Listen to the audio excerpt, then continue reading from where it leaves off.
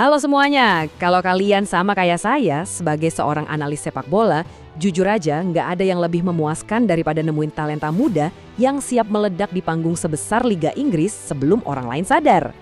Nah, buat musim 2026-2027 ini, kita nggak bakal cuma nebak-nebak pakai feeling.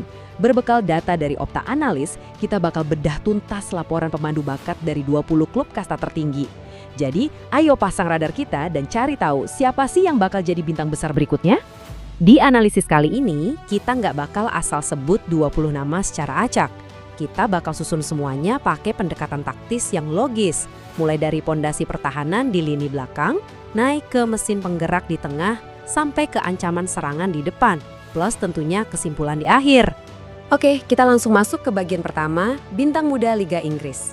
Maksud bintang tersembunyi di sini tuh bukan sekedar anak akademi biasa ya, tapi pemain muda yang metrik datanya udah nunjukin kalau mereka benar-benar siap buat lompat ke level senior. Sip, kita mulai dari area di mana segalanya bermula, pilar pertahanan. Karena ya kita tahu, skema taktis sekeren apapun bakal ambiar kalau pondasi belakangnya rapuh. Coba kalian bayangin, tingkat keberhasilan duel di angka 71,8%. Gila kan? Dan yang bikin geleng-geleng kepala, ini tuh rekornya Marley Salmon dari Arsenal di Premier League 2. Usianya baru 16 tahun teman-teman. Dia bahkan udah jadi pemain termuda keempat di tim senior Arsenal pas Liga Champions musim lalu. Menang 56 dari 78 duel di level yang lebih senior, itu bukti konkret kalau dia bukan cuma sekedar prospek, tapi tembok beton yang fisiknya udah benar-benar matang. Nah, sekarang kita geser dikit ke Charlie Hughes dari Hull City. Musim lalu di Championship, dia nyatat rata-rata 1,54 blokir tembakan per 90 menit. Kenapa metrik ini penting banget? Gini, buat tim promosi kayak Hull yang pasti bakal sering digempur lawan, kalian butuh back yang rela pasang badan. Hughes punya keberanian itu. Mindful di babak playoff ngebuktiin kalau mentalitas bertahannya udah sangat siap buat nerima tekanan striker-strikers ganas Liga Inggris. Sebelum kita naik ke lini tengah, catat dua nama ini di radar taktis kalian. Veljko Milosavljevic dari Bournemouth yang langsung bikin clearance terbanyak buat timnya pas laga debut, sama satu lagi, back Leeds yang baru 18 tahun, Jadon Lisieno. Dengan rekor ngerebut bola 5,4 kali per 90 menit, antisipasinya tuh luar biasa tajam, aset berharga banget buat memutus serangan lawan. Lanjut, kita bergerak maju ke ruang mesin alias lini tengah. Ini dia area vital buat ngontrol penguasaan bola dan mendikte tempo pertandingan. Kalian harus lihat betapa tenangnya Trenyoni di lini tengah Liverpool. Akurasi umpannya nyentuh 92%. Dan yang lebih kerennya lagi, 81% dari umpan vertikal ke depannya juga sukses. Kemampuan distribusi bola ke depan tanpa sering kehilangan penguasaan itu ibarat harta karun. Jujur aja, untuk anak umur 19 tahun, ketenangan kayak gini biasanya cuma kita lihat di gelandang-gelandang veteran. Terus ada Reggie Watson di Chelsea. Gak heran Chelsea ngejaga mati-matian talenta lokal 16 tahun ini. Posturnya tuh raksasa buat ukuran gelandang bertahan, benar-benar dominan secara fisik. Tapi nggak cuma modal badan gede, spatial awareness alias kesadaran ruangnya pas lagi bawa bola tuh tajam banget. Makanya nggak sedikit pelatih yang mulai nyamain gaya main dan ketenangannya sama Rodri di Manchester City. Pujian setinggi langit sih ini, tapi datanya emang ngedukung. Gimana dengan Anthony Milambo dari Brentford? Gelandang box-to-box yang dibeli seharga 21 juta pounds ini sempat nyetak 14 kontribusi gol, gabungan gol sama assist di Eredivisie U21 sebelum cedera. Dinamis banget. Kemampuannya ngebantu serangan ke depan tanpa ninggalin tugas bertahan, bikin dia jadi kepingan taktis yang super pas buat Brentford. Asal dia fit 100%, Milambo bakal jadi motor utama mereka. Oh iya, satu nama lagi buat dicatat di tengah. Kai Andrews dari Coventry City. Bayangin, baru debut internasional bareng timnas senior Wales, pemain 19 tahun ini langsung bikin 9 umpan sukses di sepertiga akhir pertahanan lawan. Visi distribusinya ke depan nunjukin banget kalau dia punya IQ sepak bola tinggi buat ngebongkar blok pertahanan musuh. Oke, sekarang masuk ke bagian yang paling ditunggu-tunggu, lini serang.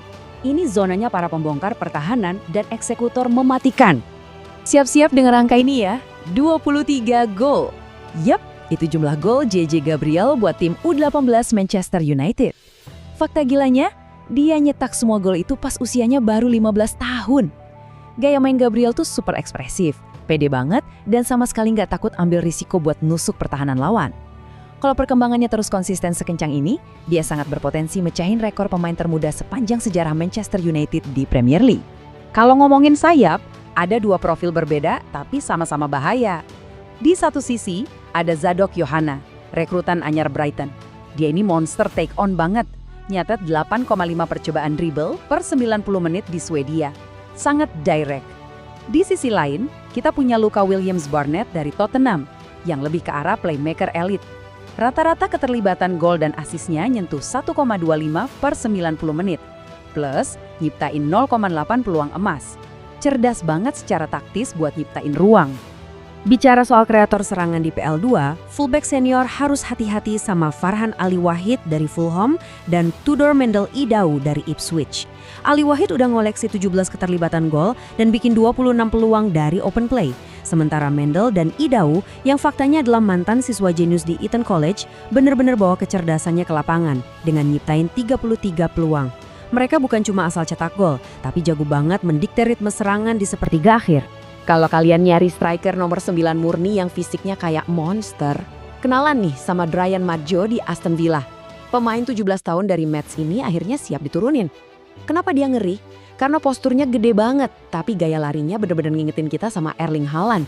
Di pramusim aja dia udah nyarangkan 4 gol. Kekuatan fisiknya di kotak penalti itu loh, bener-bener ancaman nyata buat bek-bek senior. Masih banyak banget talenta serang musim ini, kita sebut cepat aja ya. Ada winger eksplosif Joel Drex-Thomas di Palace, terus Tariq George yang siap ngisi sayap Everton. Di City ada Ryan McAdoo, si jago duel 1 lawan 1. Jangan lupain juga Park Seung-soo di Newcastle, Callum Thompson di Forest, sama Nielsen Angulo dari Sunderland yang dribblenya super unpredictable. Semuanya punya potensi buat mengacak-acak pertahanan lawan. Nah, sampailah kita di kesimpulan dari rasio kemenangan duel yang solid di belakang, sampai distribusi bola yang klinis di lini tengah, dan penyelesaian akhir yang kejam di depan. Data-data ini ngebuktiin satu hal, masa depan kualitas taktis Liga Inggris ada di tangan anak-anak muda yang luar biasa berbakat ini. Pertanyaan terbesarnya sekarang, dari semua profil pemain dan data analitik yang baru aja kita bedah, siapa nih yang paling siap ngadapin brutalnya Liga Inggris dan ngangkat trofi pemain muda terbaik musim ini? Coba jadiin metrik-metrik tadi sebagai patokan kalian pas nonton pertandingannya nanti. Terima kasih udah mampir di sesi analisis taktis kali ini. Terus pantau datanya, amati pergerakan mereka di lapangan, dan sampai jumpa.